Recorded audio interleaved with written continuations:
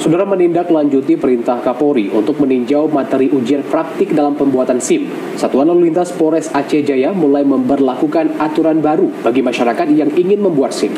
Dan berikut kita simak informasi selengkapnya. Satuan Lalu Lintas Polres Aceh Jaya mulai memberlakukan materi ujian praktik dalam pembuatan SIM sebagaimana aturan baru yang dikeluarkan oleh Korlantas Polri. Uji coba ujian praktik dalam materi pembuatan surat izin mengemudi kepada masyarakat yang mengurus SIM dimulai sejak hari ini, tanggal 7 Agustus 2023. Uji praktik ini diutamakan untuk pembuatan SIM C atau dikhususkan bagi kendaraan roda 2. Di mana ujian praktik SIM terbaru terdapat perubahan signifikan, di antaranya lintasan menjadi sebuah sirkuit yang mengakomodir materi ujian praktik dan tanpa materi zigzag.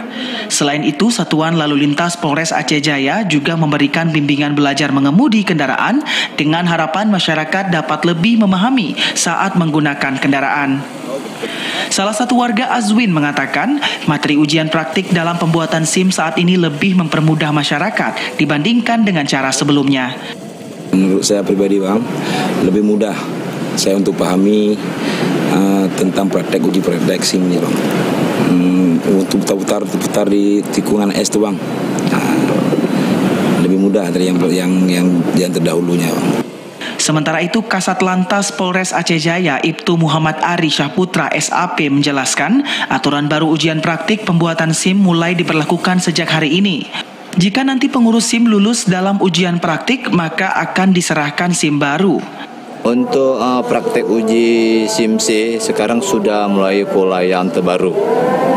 Kita tidak menggunakan lagi dengan pola lama dengan angka 8.